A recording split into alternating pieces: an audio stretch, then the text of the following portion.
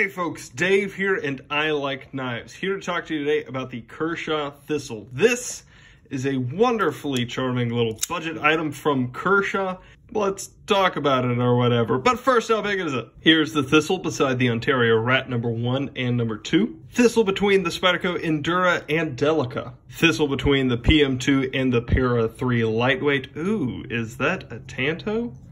Spicy mustard. And the Thistle between the Benchmade Griptilian and Mini Grip. So with this thing being as unique in execution as it is, just based on the concept alone, there's going to be a lot of gold here. Price-wise, there's a lot of gold here. However, being as it is, Kershaw's budget model, not quite done as well as it necessarily could have been. There's going to be a little bit of garbage too. Let's get into it. First is the action. This is running on Teflon washers, which are going to break down over time. They're not necessarily the best, but the action is just fine. I have it locked up. I have it tightened to where there is no blade rock, but obviously the blade does come out very quickly, not stiff at all. As it necessarily could have been. Another aspect of the gold is the pocket clip. This will be Kershaw's general fold over clip, one of my favorites of theirs. Thin, very discreet. I do prefer the black, and not very much is going to be sticking up out of your pocket. Well done pocket clip, aside from the round head screws instead of the flat head, because Kershaw hates you, but only a little bit. The small details are going to be another plus for this thing. You can see that the Kershaw, being a good sized knife at about just under 3.5 inches, obviously another good, it, as inexpensive as it is, as far in the budget realm as it is, this is something that Kershaw definitely could have skimped out a little bit on the visual effects department, as it were. But instead, they put together something that is interesting to look at and is very comfortable in the hand with the contoured grips, and with this grip pattern that I have only really ever seen on the Kershaw Shuffle. You know, some people do have issues with it, but as far as fitting in the hand, works just fine. With this line coming down from the pivot, there is a little bit of design here that makes it not feel like the Kershaw Hotwire, with this not being that much more expensive. I've hinted at it several times, but one of the biggest factors in the gold category is going to be the price. The last time that this thing was on sale, it was selling for $14, which for a knife of this size, of this execution, of this innovation, is a pretty incredible deal.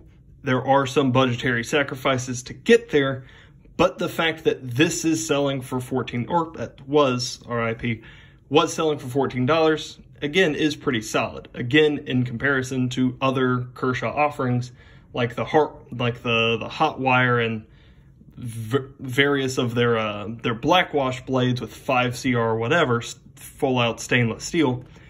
This having 8CR, FRN handles, deep carry pocket clip, innovative lock design that I'm going to talk about in a second, and overall good quality, is pretty solid. However, for the shiniest of the gold, I suppose, is going to be the concept, the innovation that made the Thistle what it was.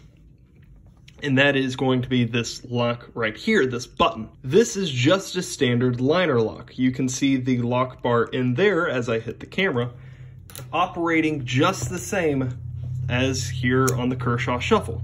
It's the same lock bar that goes under the heel of the blade and prevents it from coming down. The innovation is putting a button on it. Several years before the Spyderco Smuck would do something similar with the compression lock.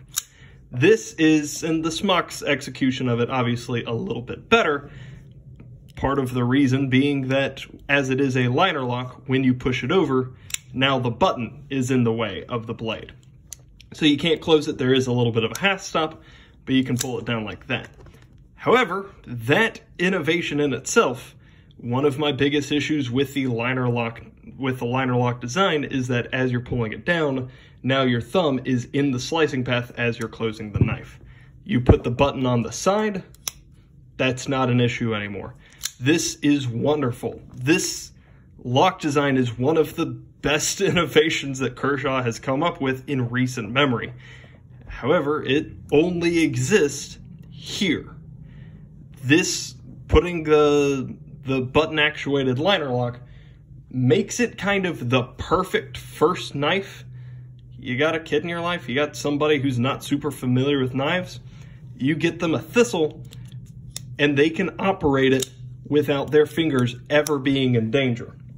Of course, there are entire companies with their whole identity built around locks that do something similar, but as far as the budgetary options, where you're getting a lot of liner locks and frame locks, this gets around that in a pretty fun, interesting way, and again, is a full-size knife. The concept, that lock design, is brilliant, and I wish it had been somewhere else as well. But we'll get there in a second. First, for the garbage, we're gonna go with the grind. This is a fat boy behind the edge. You can see right there, just a little bit. Not terribly thick stock thickness, but it gets there really quick. This is not gonna be an incredible slicer, as well as the heel of the blade right there. You can see the beard wasn't done very well, along with the sharpening choil. Not done super well. It's a budget option from Kershaw. You kind of know what you're going to get in that regard. The thumb studs, also their design, not my favorite. It is within the slicing path, as opposed to something like here on the ZT550, where the thumb studs clearly move their way out of the slicing path. Much more expensive knife, but it's kind of the concept that I'm talking about. Talked about it earlier, but on the close of the knife, just because of how the button operates, and I am going to do a disassembly of this shortly, or soon, I suppose. But as you're closing it, the button moves the lock bar out of the way, allowing you to close it to here. But now the button is in the way, so you do have to release the button to finish closing it. Not the worst thing, and it is an improvement on the liner lock design. However, just you're not going to be able to fidget with it like you would a Spyderco compression lock. The materials are going to be sorely lacking in that this is made of 8CR and FRN. It's not high quality materials. However, again, $14, you're allowed to do that for that price. This thing costs $50. We've got an issue at $14. It is brilliant. Just worth taking note of. Another aspect of the garbage is going to be the varieties that this thing doesn't have. Again, as I said, this is kind of the perfect first knife, or for somebody uncomfortable with knives, although obviously anybody could love and enjoy this. However, if that's kind of the market that you're aiming for, let's see some colors. Adding color is a great way to bring in new people to the knife world. Not everything needs to be black handled, certainly not black bladed, and scary weapon type stuff. You make something bright orange, you make something a pretty pale blue or whatever, it gets a little bit wider appeal. There are going to be more people who see that on the shelf at Walmart and are going to buy that for their kid or something to that effect. Color varieties, especially when this is the thing you're going for, color varieties are going to be a great selling point. Look at the Delica, look at the Cold Steel Finwolf, look at the Kershaw Shuffle. A lot of color varieties, everybody can get their own. And to expand on the lack of varieties is just the general wasted opportunity that the Kershaw Thistle represents. This has been discontinued, and that is its own garbage. This is a knife that should live on, that I believe could have, if done a little bit differently, if sold and marketed a little bit differently. The wasted opportunity is that this is the only thing that Kershaw makes, that Kershaw has made, to my knowledge, with this button mechanism. And they did it on a full-size knife. Expanding on the varieties, you put in a few different sizes here, you put in a few different blade shapes. I genuinely believe that this knife that the Kershaw Thistle, and whatever, its smaller variant is, or possibly its larger variant is, that the Kershaw Thistle could stand beside the Victorinox Classic as a stereotypical first knife. something that, you know, a grandson gets for his kid or whatever, you know, at Christmas when he turns 6, something to that effect. That is what the Kershaw Thistle could have been. Unfortunately, now it will not have a chance to. And that sucks. In closing, the Kershaw Thistle is a genuinely good knife. It's not great, certainly, but it is good. And it nails exactly, this model of it nails exactly what I believe that Kershaw wanted it to be. However, it could have been more.